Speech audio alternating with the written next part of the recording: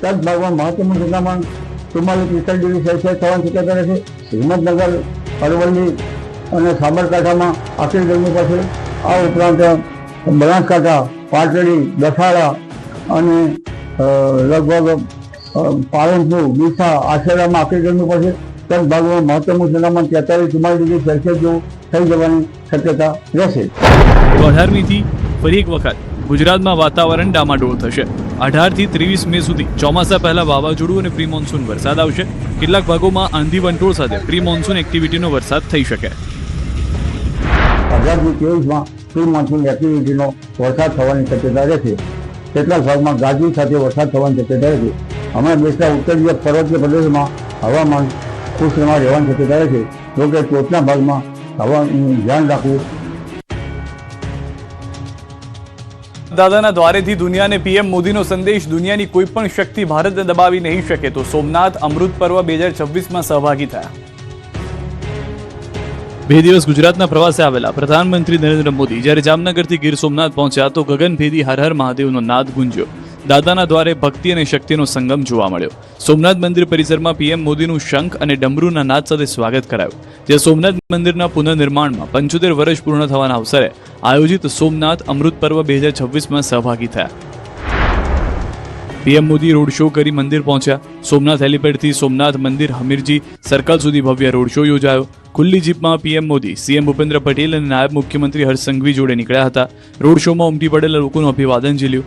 રોડની બંને બાજુ દેશભરમાંથી લોકો વિવિધ વેશભૂષામાં પીએમનું સ્વાગત કરવા માટે ઉમટી પડ્યા। રોડ શો દરમિયાન વિવિધ સંસ્કૃતિની ઝાંખી જોવા મળી।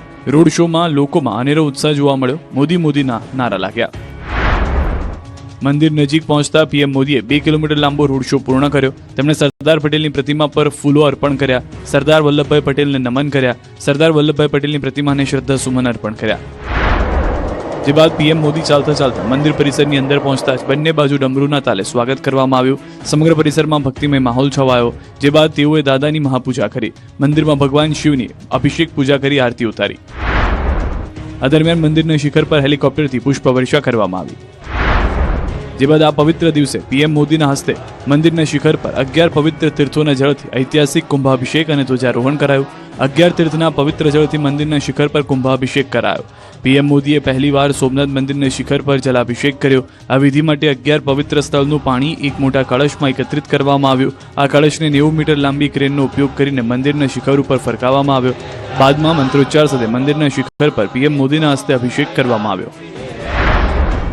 જે બાદ સોમનાથમાં વાયુસેનાએ શક્તિ પ્રદર્શન કર્યું। સૂર્યકિરણ ટીમના એર શો યોજાયો। જામનગર એરફોર્સ ટીમના પાયલટ્સે હવાઈ દાવપેચ કર્યા। હોક MK132 વિમાન સહિતનાએ સૂર્યકિરણ ટીમ એકથી એક ચડિયાતા કરતબ કરી આકાશને તિરંગા રંગીથી રંગી દીધું। ભારતીય વાયુસેનાની સૂર્યકિરણ એરોબેટિક ટીમે પીએમ મોદીથી લઈને હાજર સૌને મંત્રમુગ્ધ કર્યા। સૂર્યકિરણ ટીમના એર શોના સમાપન પછી પીએમ મોદીએ સોમનાથ ટ્રસ્ટ મ્યુઝિયમની પણ મુલાકાત લીધી। મંદિરના પ્રાચીન અવશેષો અહીં સચવાયેલા છે। સોમનાથમાં બનાવવામાં આવેલા મ્યુઝિયમની મુલાકાત લીધી અને અવલોકન પણ કર્યું હતું। જે બાદ પીએમ મોદી મંદિરથી સીધા સભા સ્થળે પહોંચ્યા। અહીં પ્રધાનમંત્રી નરેન્દ્ર મોદીનું ગુજરાત સરકારના મંત્રીઓએ સ્વાગત કર્યું। આ પ્રસંગે પીએમ મોદીએ સોમનાથ મંદિરની પ્રતિકૃતિ અંકિત વિશેષ સ્મારક ડાક ટિકિટ તેમજ 75 રૂપિયાના વિશેષ સ્મારક સિક્કાનું વિમોચન કર્યું। આ પ્રસંગે પીએમ મોદીએ હર હર મહાદેવના નાદ સાથે સભાને સંબોધી। આ સાથે જ તેમણે સોમનાથમાં કરવામાં આવેલા આયોજન સહિતની બાબતોનો ઉલ્લેખ કરી સમગ્ર વિશ્વને ભારતની શક્તિનો પરિચય કરાવ્યો અને ગમે તે સ્થિતિમાં પણ ભારત કોઈ પણ દેશથી ડરતું નથી તેવો સંદેશ આપ્યો। બનાસકાંઠામાં પટેલ આગેવાન અનાર પટેલ અને લાલજી પટેલે આંતરજ્ઞાતીય લગ્નને લઈને દીકરીઓની ચિંતા કરી। બનાસકાંઠાનું ગઢ ગામ આજે જય સરદારના નારાથી ગુંજી ઉઠ્યું। ગઢ ગામના સરદાર પટેલ ચોક ખાતે સરદાર સાહેબની પ્રતિમાનું અનાવરણ કરવામાં આવ્યું। આ કાર્યક્રમમાં અનાર પટેલ, જેનીબેન ઠુમ્મર, ધારાસભ્ય કિરીટ પટેલ અને લાલજી પટેલ સહિતના આગેવાનો મોટી સંખ્યામાં ઉમટી પડેલા જનમેદની વચ્ચે ઉપસ્થિત રહ્યા હતા।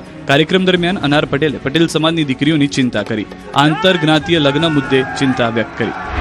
આ દીકરી બીજા સમાજમાં ક્યારે જતી હશે જ્યારે તમારા આપણા સમાજના છોકરાઓમાં એ સક્ષમતા નહીં હોય ત્યારે। હું તો ઊંધું કહું છું, લો આપણો છોકરો દારૂ પીતો મળે, આપણો છોકરો રખડતો મળે, આપણો છોકરો કામ કરતો ના મળે ત્યારે દીકરી કોઈ બીજા સમાજના છોકરા જોડે જતી હશે એવું કેમ આપણે નથી માનતા?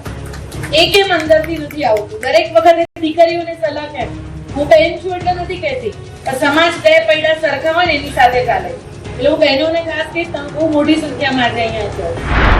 તો પાટીદાર સમાજને તોડનારાઓને પણ આડે હાથ લીધા. અનાર પટેલે જાહેર મંચ પરથી કહ્યું કે પાટીદાર સમાજને તોડવાનું કામ કરનારાઓથી દૂર રહો. અત્યારે ઘરે ઘરે નેતા છે, દરેકને મોટા થવું છે. આપણા વ્યક્તિગત સ્વાર્થ માટે આપણે સમાજને ના તોડીએ. આપણે સમજીએ કે સમાજને તોડવાવાળી વ્યક્તિઓ કોણ છે અને કોણ કેવી રીતે એની વચ્ચે ભૂમિકા ભજવે છે. સરદાર જે ભેગું કરવાની વાત કરતા હતા ને, હવે રજવાડા નથી, હવે આપણા મગજના રજવાડા છે કે જેને આપણે ભેગા કરવાના. સરદાર તો સિમ્બોલિક થઈ ગયા, હવે હતા અને થઈ ગયા. હવે બીજા સરદાર પેદા કરવા ને